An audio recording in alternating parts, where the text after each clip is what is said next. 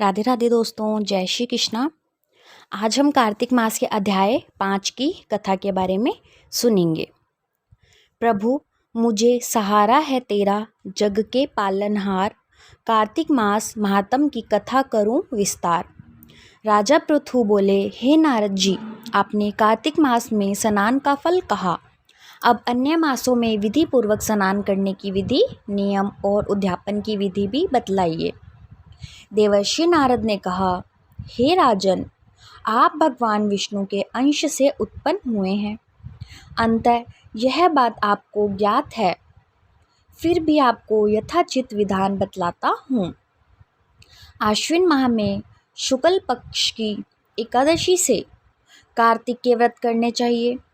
ब्रह्म मुहूर्त में उठकर जल का पात्र लेकर गांव से बाहर पूर्व अथवा उत्तर दिशा में जाना चाहिए। उसके बाद जो मनुष्य मुख शुद्धि नहीं करता, उसे किसी भी मंत्र का फल प्राप्त नहीं होता है।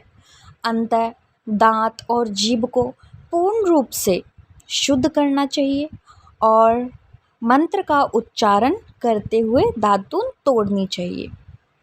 और वो मंत्र, हे वनस्पते, आप मुझे आयु, कीर्ति, तेज, प्रज्ञा, पशु संपत्ति, महाज्ञान, बुद्धि और विद्या प्रदान करो। इस प्रकार उच्चारण करके वृक्ष से 12 अंगुल की दातून ले। दूध वाले वृक्षों से दातून नहीं लेनी चाहिए। इसी प्रकार कपास, कांटेदार वृक्ष तथा जले हुए वृक्ष से भी दातून लेना मना है। जिससे उत्तम गंध आती हो और जिसकी टहनी कोमल हो, ऐसे ही वृक्ष से दंत धावन ग्रहण करना चाहिए। प्रतिपदा, अमावस्या, नवमी, छठी, रविवार को चंद्र तथा सूर्य ग्रहण में दातून नहीं करनी चाहिए। तत्पश्चात भली भांति स्नान करके फूलमाला, चंदन और पान आदि पूजा की सामग्री लेकर प्रसन्न चित्त व भक्ति भाव शिवालय में जाकर सभी देवी देवताओं को अर्घ्य, आचमनीय यदि वस्तुओं से पृथक पृथक पूजा करके प्रार्थना एवं प्रणाम करना चाहिए। फिर भक्तों के स्वर में स्वर मिलाकर श्रीहरि का कीर्तन करना चाहिए। मंदिर में जो गायक भगवान श्रीहरि का कीर्तन करने आए हों, उनको माला, चंदन, तांबूल आदि से पूजन करना चाहिए, क्योंकि दिवालियों में भगवान विष्णु को अपनी तपस्या, योग और दान आदि प्रसन्न करते थे। परंतु कलयुग में भगवत गुणगान को ही भगवान श्रीहरि को प्रसन्न करने का एकमात्र साधन माना गया है।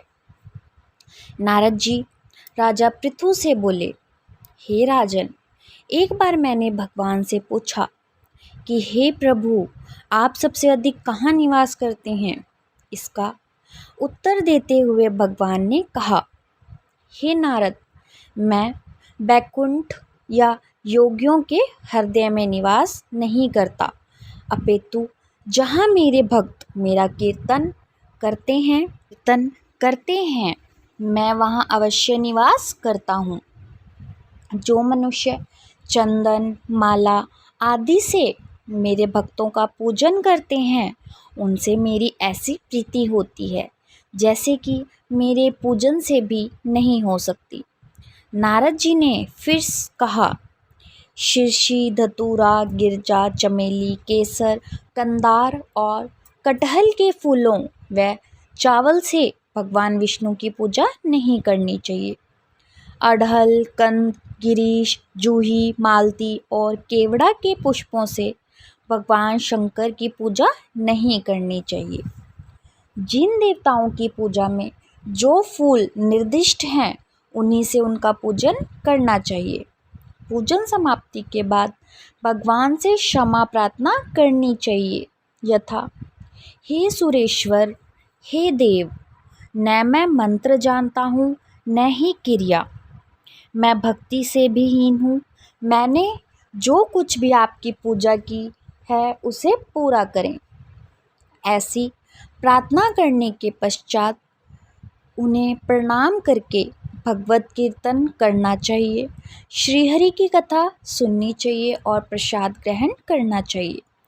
जो मनुष्य उपरोक्त विधि के अनुसार कार्तिक व्रत का अनुष्ठान करते हैं वह जगत के सभी सुखों को भोगते हुए अंत में मुक्ति को प्राप्त करते हैं।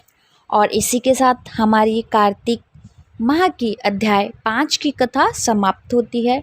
आप लोगों को यह कथा कैसी लगी हमें कमेंट करके अवश्य बताएं और हमारे चैनल को सब्सक्राइब करें, लाइक करें और शेयर करें।